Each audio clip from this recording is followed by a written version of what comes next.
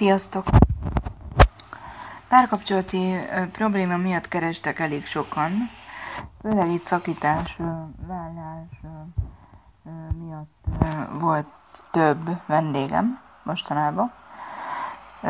Van, aki mélyebben, van, aki kevésbé mélyen éli meg ezt az élethelyzetet. Itt főleg nők szoktak mélyebben megélni, nehezebben megélni dolgokat. Vannak férfiak is, akik egy picit, talán azt mondom, hogy nőiesebb, finomabb lelkületűek, akiket úgy, akinél ez az érzés igazából nagyon nehezen dolgozódik föl, de általában a nők azok, akik jobban megszenvedik ezt az érzést, vagy ezt a dolgot. Mindig mindenkinek azt mondom, hogy az életben, akikkel találkozunk, mindenkivel feladatunk van nyilván. Tanulunk tőlük, és meg kell tapasztalnunk azt a bizonyos helyzetet, azt a bizonyos érzést, amit csak tőle kaphatunk meg.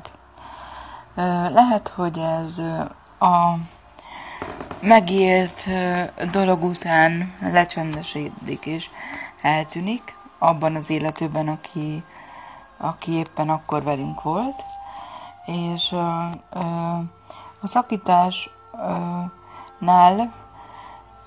megéljük azt, hogy már nála az a tűz, az nincs meg. Van nyilván szabad akaratunk, tudunk együtt maradni, csak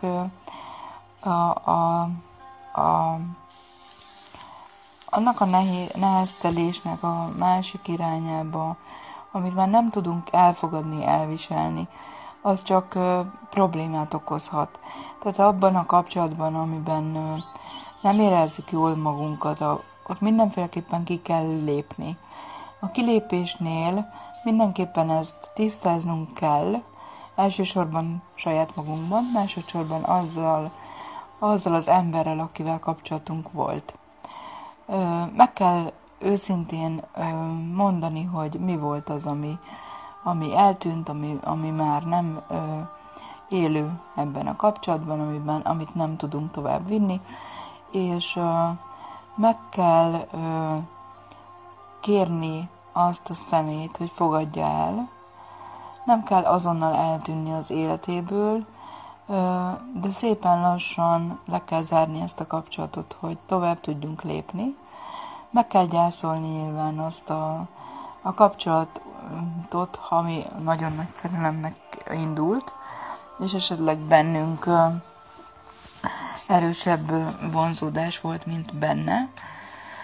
De ilyen szépen lassan, ha én szerettem az illetőt, vagy szeretem, akkor el is tudom fogadni őt olyannak, amilyen, és tudom fogadni a döntését is, hogy ő így döntött, ő neki ez a gondolata, ha nincs érzés, akkor nem tartunk fönn kapcsolatot, megértem, megélem, elengedem. Mert akkor tud belépni az életünkben az a társ, aki hozzánk rendeltetett, addig nem. Ha ezt meg tudjuk élni, akkor biztos, hogy lesz, mert tanulunk folyamatosan, lesz még pár ilyen dolog, de mindig minden egyes szakítás után könnyebben tudjuk majd elengedni ezeket a dolgokat. Tehát addig jön ez érzésben, amíg megtanulunk igazán szeretni szívből. Nem elméből, egóból, hanem szívből. Nagyon sok férfi vendégem is volt olyan, aki sajnos nem tudott tovább lépni, és folyamatosan csak egy dologba forgatta be magát, és mindig vissza-vissza engedte a szeretett nőt, aki igazából biztos, hogy szerette, de nem tudtak együtt meglenni.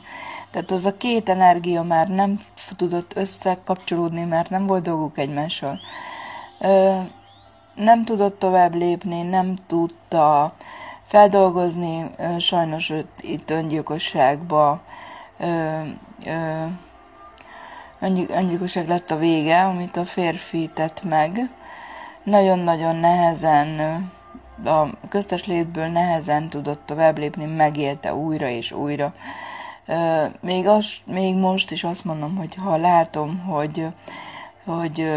hogy még igazából nem találta meg a helyét, de nem soká megfogja, viszont az energetikai segítséggel át fog tudni lépni. Tehát folyamatosan kérem az égéket, hogy segítsenek neki megtalálni a helyét, és meg is fogja. Visszatérve a kapcsolatokra, az én saját életemben is voltak megélt ilyen dolgok.